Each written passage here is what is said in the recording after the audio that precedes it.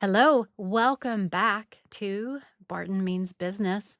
This is our second week, and we are excited to be back. So, Dr. Russell, how goes it? Yes, indeed. Oh, things are great. Glad to be back. And thank you for joining me again. We had such a good response from the first episode. So I'm looking forward to similar results this week, even better, honestly. We have lots to talk about. So glad to be here. Thanks, Yeah, Becky. absolutely. So, tell me what has been going on this past week. Let's jump right into it. Well, I can't start the week out without talking about what we did on Wednesday, which was our day of service. We have these things called Bulldog Days at Barton, and everybody gets involved. And there's nothing special as looking out across what I'm calling Barton Common, the center part of the campus, and seeing hundreds of students all gathering, getting ready to support the Wilson community for whatever purposes. Some were building beds, some were cleaning up cemeteries, some were washing windows, but whatever it was, they were helping out Barton and the community. So it's a day of service. They do it every year.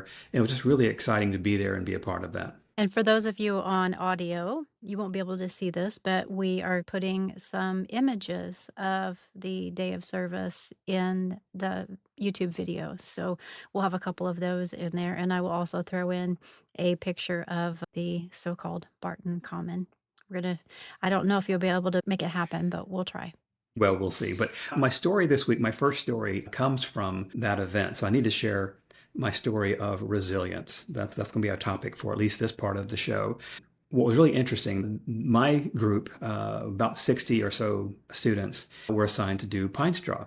Well, when you have that many people, hundreds of people, sometimes things go awry, right? And we didn't have enough pine straw. We didn't have any pine straw as far as I could tell, but nonetheless, we didn't have the supplies to do pine straw. So our students had to find something else to do. So we started, reallocating some of the students to various projects, and that all went fine and good. But I ended up with, and this is the fun part, I ended up with the offensive line from the football team. And we said, well, what can we do? And our folks from the administration building said, hey, come make videos for us. Come make videos for Barton. And our students, the offensive line of the football team, said, yeah, we could do that. And what I was really impressed with was the resilience of this group of young men. And what was really, I guess I shouldn't have been, because this is what they do every Saturday. They play football, a play goes bad, they have to do something else. They have to, what's the term they use? Figure it out in the pocket, light on their feet. If a play gets blown, they do something else. And I think that's exactly what happened. I was really delighted to see these young men just say, hey, you know what? We got you. We'll do this. So instead of spreading pine straw, as they had planned to do, they made some really wonderful videos. Well, that's really great. I'll see if we can share the video of them making a video because that was really cute. Listen, a video about making a video. So. Oh, a video. Oh, behind the scenes. Behind the scenes. Right, exactly. That was kind of cute. One of the young men was dancing, and I don't know what he was dancing to, but hey, he was happy. So it was wonderful. Yeah, absolutely. Well, that's great. I'm glad that Yeah. went well. And I saw the tallies of the fundraising. It looks like the college had quite a few people donate, so that was good to see as well. Every little bit helps. We're going to be having our own School of Business and Innovation fundraiser later on this semester, so be on the lookout for that. But thank you for that. It was a very successful Clash of the Bulldogs. Well, good. So let's see what else is going on. We were going to talk a little bit more about the business of series. So what's going on there? Right. Well, if you remember the Business of series, we talked about creating an environment for professionals in the industry to talk about the business of whatever business they were in. Since we talked about having some industry specialist in meteorology, so we could talk about the business of weather, for example. But we've also talked about the business of sports. We've got some professionals from some of the major league sports teams out there are anxious to come talk to us about what's going on in the world of sports. So I'm excited about that one. And I'm also excited about the business of blockchain, the business of analytics, the business of science, the business of nanotech, so many things. So you'll be seeing some of these videos start to pop up. Now, will they all be available for public consumption? Not sure yet. I think ultimately they will. But what we're doing this for is to keep our students apprised of what's going on in the world of business in any particular industry or vertical. That's great. That'll be really interesting and a lot of fun to have ready for the students. And kind of along that train of thought, the business of these different topics, there's also going to be some certificates on some of the same subject matter, right? That's true. Certificates are very popular right now with all schools, particularly as a way to advance continuing education, not just for our staff, our faculty, our students, but also for the community at large. We're starting to see requests for certificate programs in AI, for example. But for us, being a private liberal arts college, that means something different for us. We're all about having, engaged critical thinkers, as we probably talked about before. And having a certificate for AI for someone like that is different than having an AI for someone who's a programmer or an engineer. But we're also thinking about certificates for cybersecurity for the C-suite. We've got something coming out really soon. Maybe next week we can talk about that a bit more. Also, certificates in pretty much anything you can imagine. But we're looking forward to a lot of fun certificates. And I think that if we kind of put the liberal arts college lens on some of these things, it's easier, for me at least, to show how we're different. I'll give an example.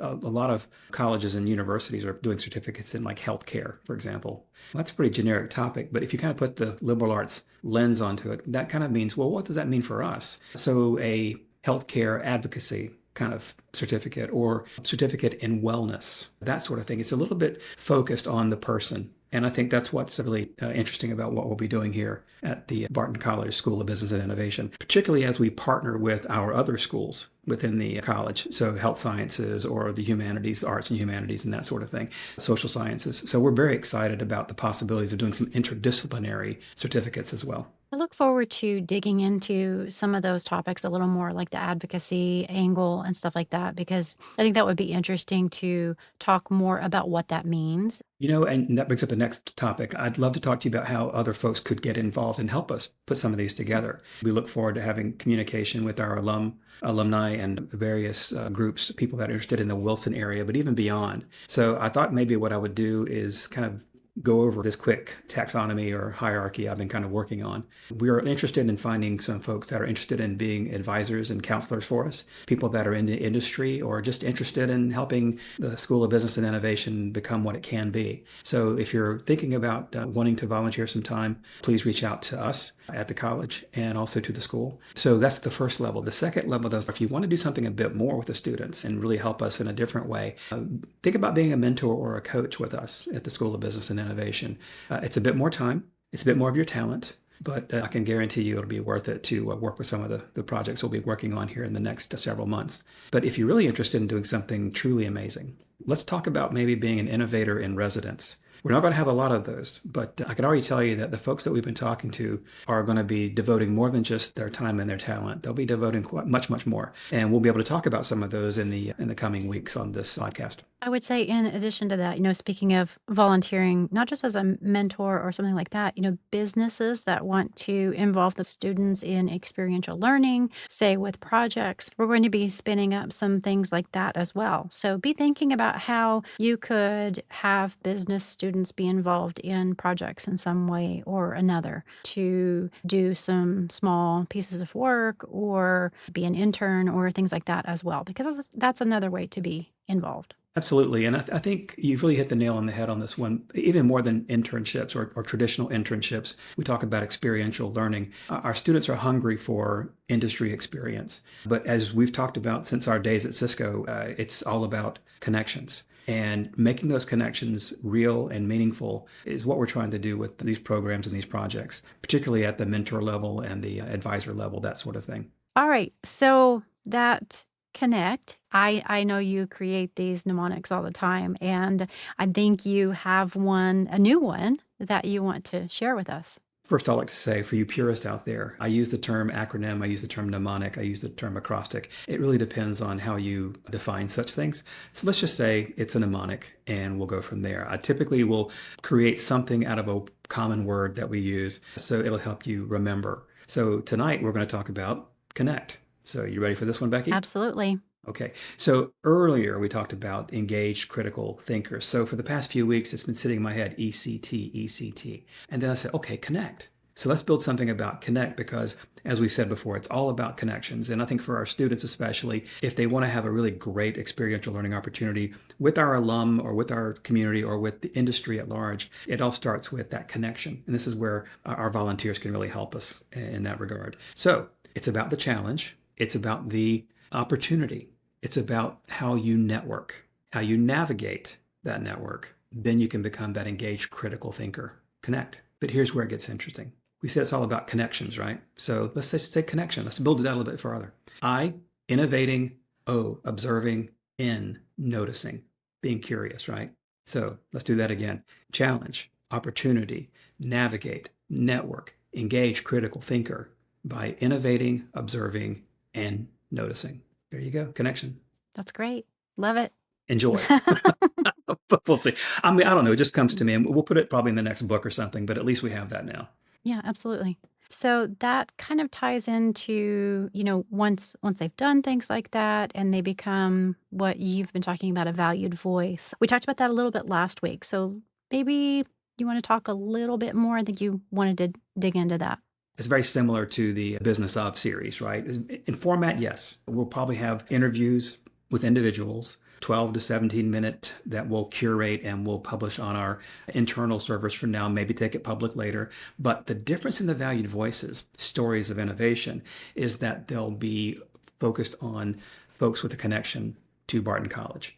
So that could be an alum, that could be someone who lives in the city of Wilson, in the area, anywhere in eastern North Carolina. Some sort of connection is what we're looking for. What I'm also considering is that it may not be you or me talking to them. It might be some of my faculty, and I really am interested about getting their questions and their participation in some of these conversations. It's pretty exciting, I think, because as I mentioned last week, I try to talk to an alum every single week. And as I talk to these folks, they really do want to tell their story and tell their experience at Barton, how they became who they are, how they were shaped at Barton College. And I'm excited to share that story with all you folks as well. So valued voices, stories of innovation coming soon. All right, that's great. So, more stories of students and things like that. Let's talk a little bit about FBLA.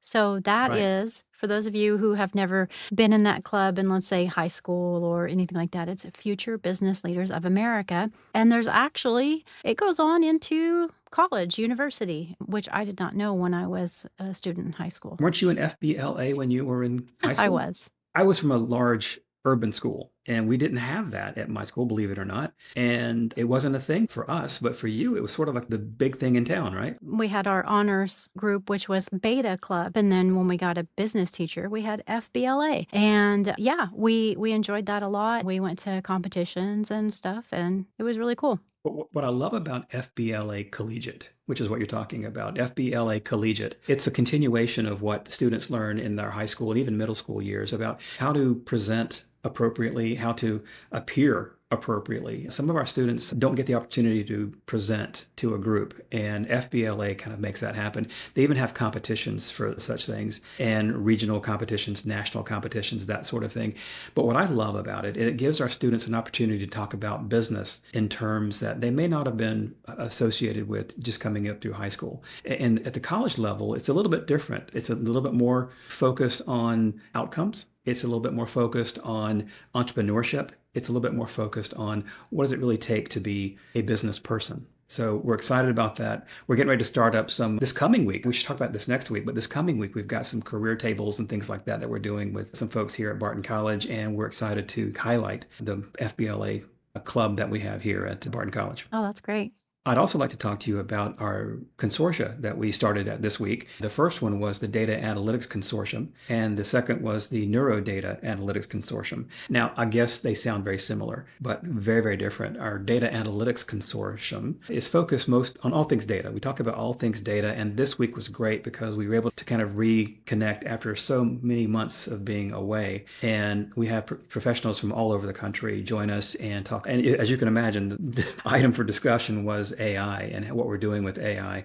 And you have a clip of Andrew Son, who is a colleague from Atlanta, talking about that. We're getting people who are good with AI and who know the basics of AI. But as you guys probably read the studies recently, and I can attest to this in real life, is that 90+% of AI projects are failures at this point. And so I think it's valuable to focus on not just the mechanics of AI, but the whole, the whole system of how to make projects, AI implementations, successful in the context that they're supposed to be successful.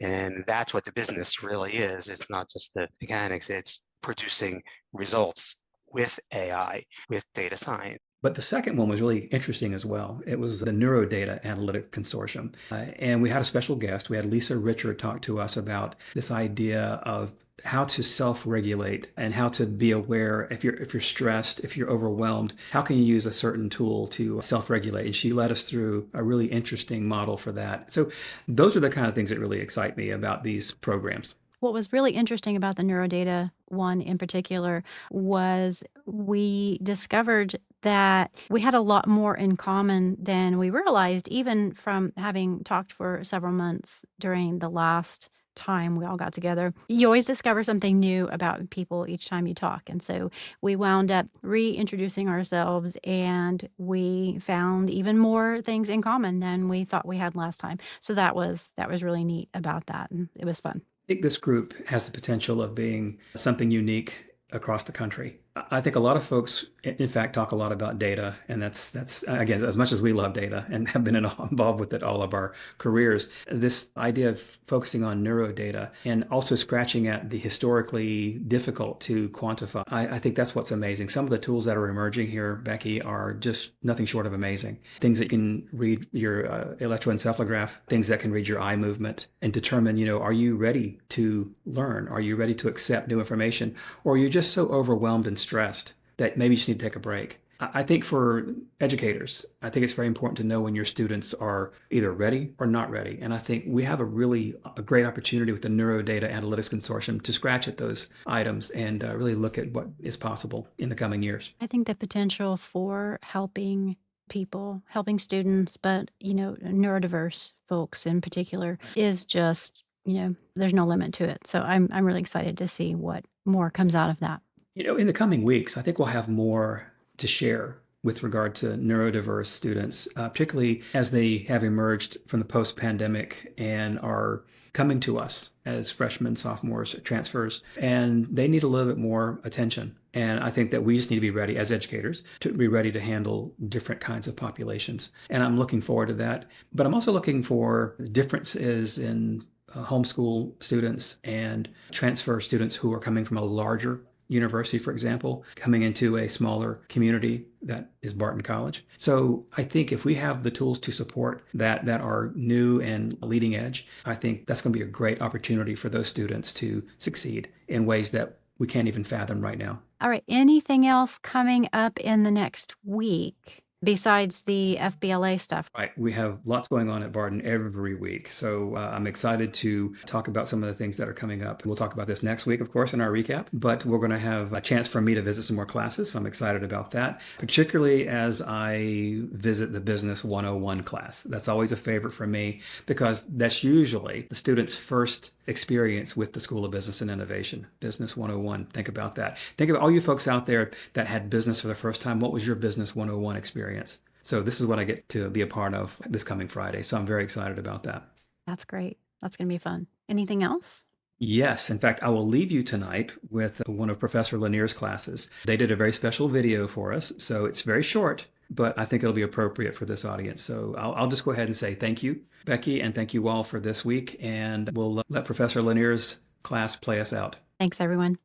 Barton Means Business.